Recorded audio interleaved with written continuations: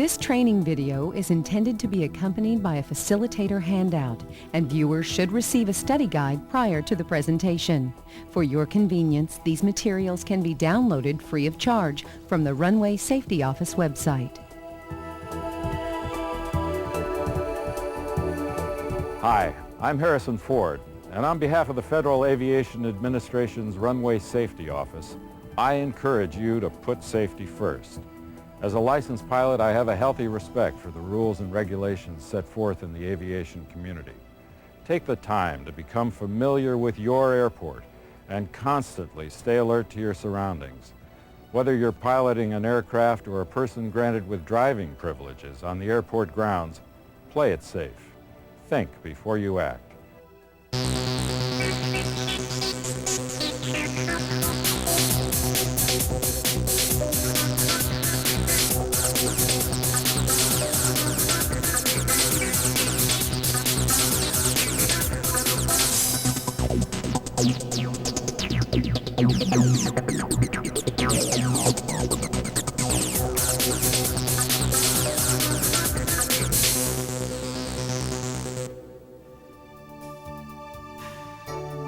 The Airport Operations Area, commonly known as the AOA, is a busy environment at any given airport.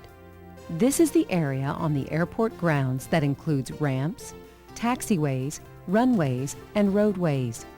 Essentially, it consists of everything inside the perimeter fence. Any person driving a vehicle on the AOA is subject to specific operating procedures. Prior to driving on the AOA, one should know and understand the vehicle operating procedures in effect at your airport. There is no room for deviation, as the procedures are to be followed precisely to ensure everyone's safety. From baggage handlers, fuel truck operators, caterers, to maintenance technicians, everyone plays a vital role in the aviation community. In addition to routine airport operations, there may be construction crews, shuttle services, and pedestrian traffic adding to the dynamic activity of the airport. It's obvious that the airport environment can be a hectic one, so safety must be a priority. While airports can be confusing, congested places, there are no acceptable excuses for cutting corners and compromising safety. Regardless of the type of airport vehicle you are driving, you have the same accountability and responsibility as that of a pilot taxiing an aircraft. This video is intended to address general safety concerns that apply to airports with operating airport traffic control towers. However, many of the safety concerns and procedures are also applicable to airports without control towers. It is the responsibility of your airport manager's office to make sure site-specific training is made available. To safely and successfully operate a vehicle properly on airport grounds, a thorough training program is essential. The training you receive should address the importance of teamwork, the avoidance of complacency, and the ability to adopt non-assuming behaviors. Periodic refresher training should also be conducted. It's best to learn from those who are more experienced than you. When driving on the AOA, be patient, observant, and drive slowly. At any point in time while driving on the AOA, you must know your exact location, where you are authorized to move about, and what procedures are necessary to maneuver safely in each area. Many airports have specific rules regarding vehicle operations. If you've not already received a copy of these rules, check with the Airport Operations Office where you work for the specific safety rules for your airport. Let's now examine some safety concerns that apply to driving on any airport operations area. Never drive under any portion of an aircraft or allow the wing of an aircraft to pass over your vehicle. Regardless of the visibility conditions, when driving on an AOA, remember it's easy to get disoriented. Maintain a safe distance when driving around parked or taxiing aircraft. If an aircraft's beacon is flashing, this signals that the engine is about to start or is already running. The aircraft beacon lights can be found on the tail, the top, or bottom of an aircraft. Use extreme caution whenever you see these beacons flashing. Be aware that the force of an aircraft engine's blast can cause significant damage or injury.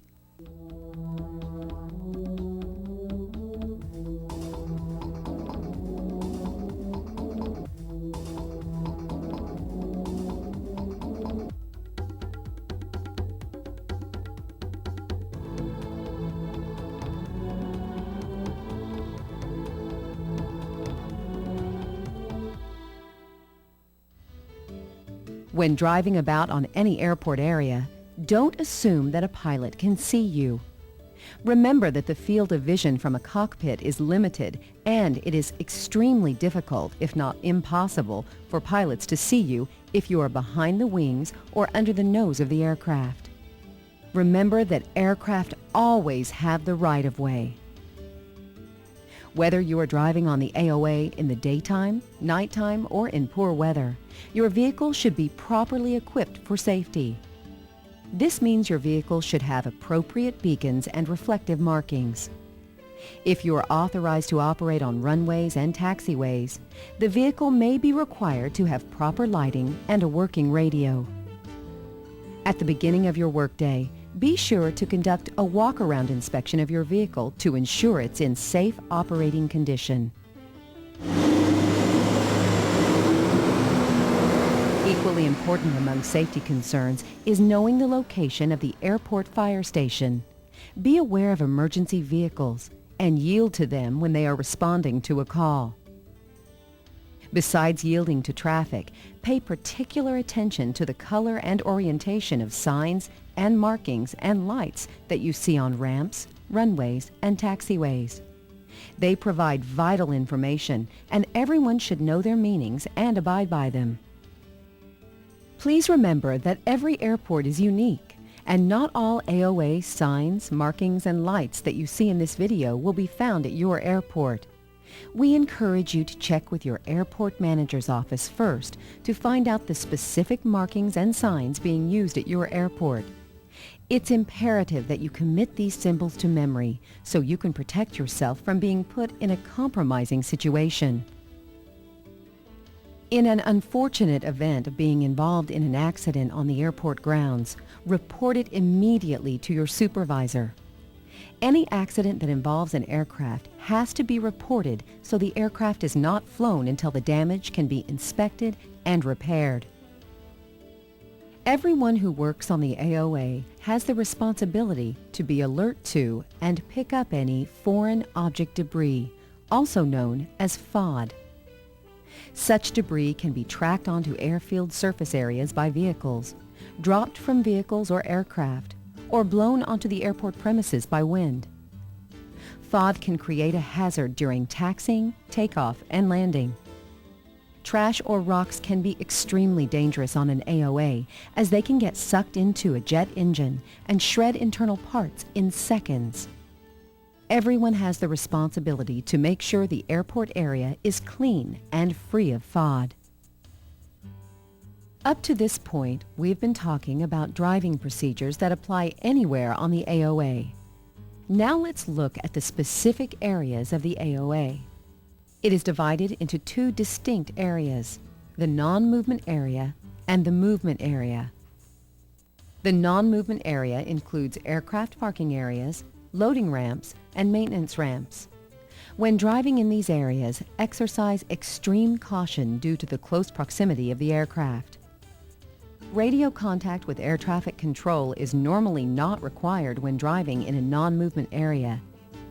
Although not typically posted, the speed limit on the ramp is usually 15 miles per hour or less. Never drive behind an aircraft that is being pushed back by a tug or one that is powering back. Stop when directed by an aircraft wing walker or find another safe direction to travel. Non-movement areas are often marked with vehicle lanes. White lines usually designate these lanes. If vehicle lanes are present, you must use them. Some ramps have aircraft taxi lanes too. These lanes are marked by solid yellow lines. Other markings that you might see on a ramp are those markings designating aircraft parking or tie-downs. Be sure to learn about the specific markings on the ramps at your airport. Another AOA surface hazard is fuel spills.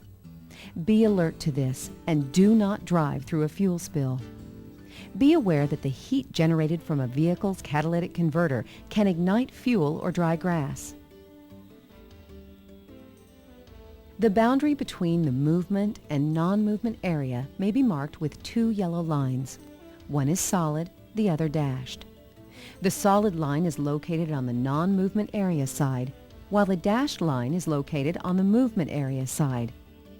Unless you have permission or authorization from air traffic control, do not cross the boundary line onto the movement area. If there is no boundary marking present for the non-movement area, you should check with the Airport Operations Office to find out where the actual boundary is located. Now let's concentrate on driving on the movement area, which is a little more challenging. The movement area consists of taxiways, runways, and other designated areas as determined by each airport. To drive a vehicle in this area, you must have authorization from airport management, have permission from air traffic, and monitor your radio at all times. Never enter the movement area unless you meet all three of these requirements. During your training, you may be required to identify on a diagram the runways and taxiways on your airport. It's important to memorize the layout of the airport. Having this information committed to memory can decrease your chances of having an accident. Markings, lights, and signs all have very specific distinctions in the movement area. Runways have white markings, which make them clearly discernible from other pieces of pavement and are identified by numbers. These numbers are located at both ends of the runway. Normally on runways, you will see white edge markings and center lines. Edge lights are typically white.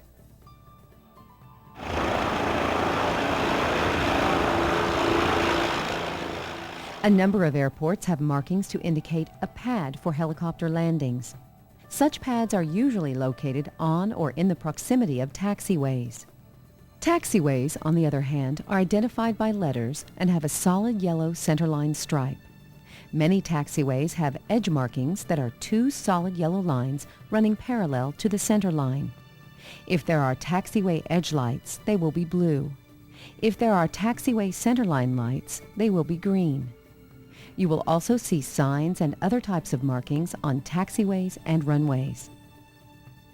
When you approach signs with red backgrounds and white numbers, exercise extreme caution. These signs are mandatory hold position signs and are used to inform pilots and vehicle operators that they are approaching a runway.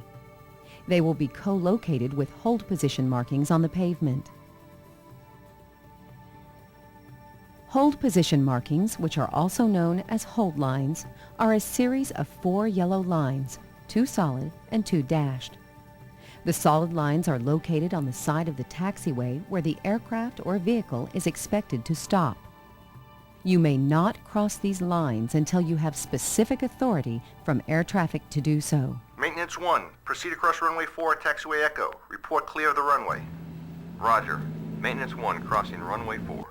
Signs having black backgrounds and yellow letters provide information on your location. These signs tell a pilot or vehicle operator on what runway or taxiway they are currently located. Signs with yellow backgrounds and black letters are guidance signs. They always have arrows that point to the direction of a runway, taxiway, or other destination point on the airport. It is likely that you will see combinations of these signs on most airport facilities. For example, you will normally see a taxiway location sign along with the red mandatory hold position sign. Visor placards may be available for airport vehicles. These placards serve as a quick reference guide to identify airport signs and markings. Mitsubishi 5-4 Uniform Sierra, Roger Grand, where we park? Yes, sir, West Post Office, ready. Mitsubishi 4 Uniform Sierra, taxi runway 17 right. 17 right. One of the most important safety aspects of driving on the movement area is communication. When using the radio, make sure you understand messages communicated to you. Use readback techniques. Repeat or read back your instructions from ATC. If you are unsure of what your controller told you, or if you don't understand an instruction, ask the controller to repeat it by stating, "Say again." A controller would rather repeat or explain something than have a misunderstanding that leads to an accident. So don't assume anything. Stop, think, then ask for assistance. Taxiway Delta on E Progressive to the ramp.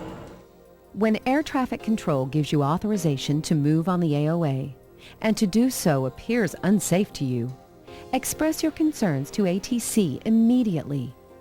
Even after you receive authorization to proceed, look left and right, as well as up in the air before entering the runway. Aircraft can appear when and where you least expect them.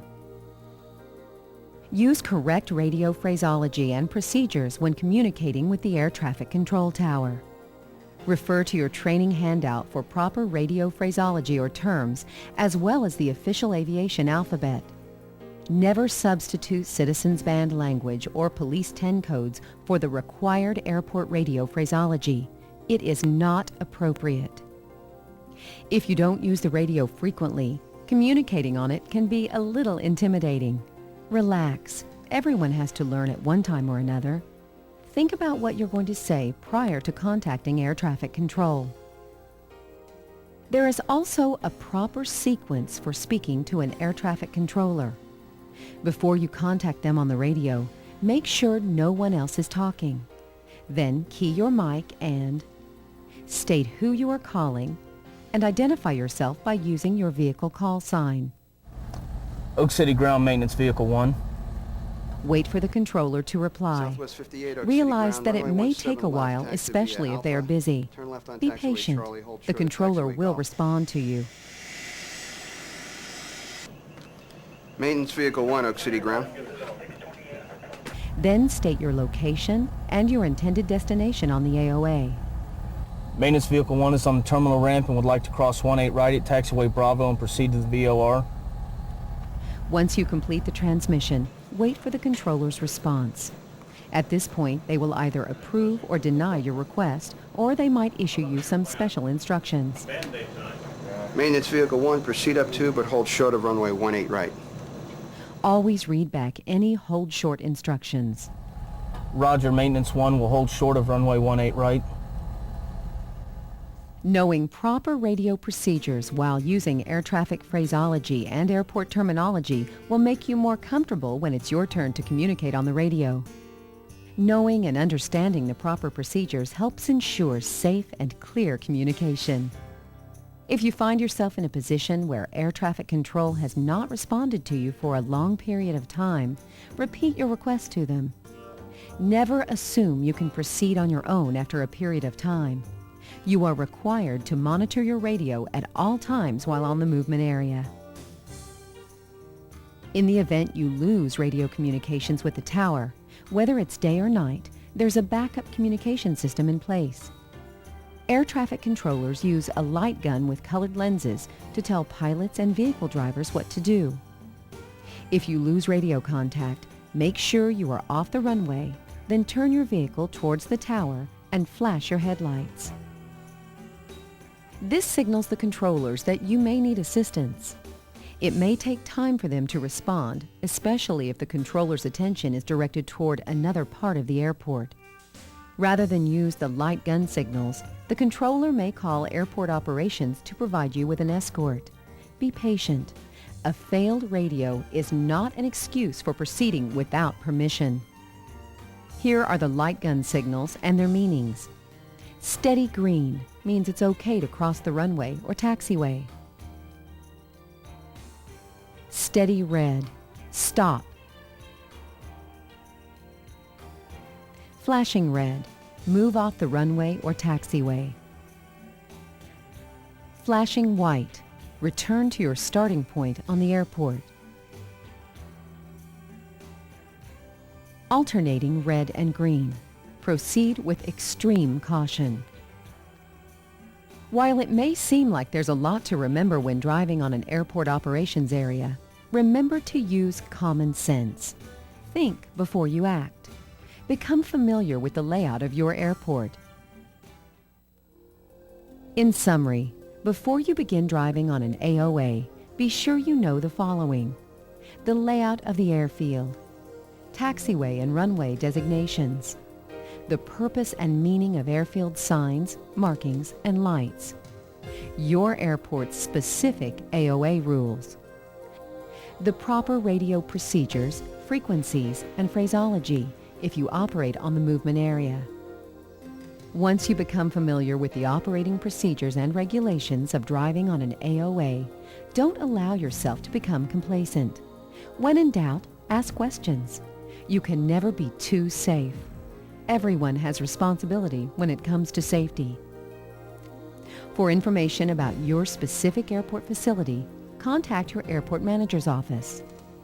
For further information on the subject of airport driver vehicle safety, contact the Federal Aviation Administration Regional Airports Division, the Runway Safety Program Office, or visit our website at www.faa.gov/runwaysafety.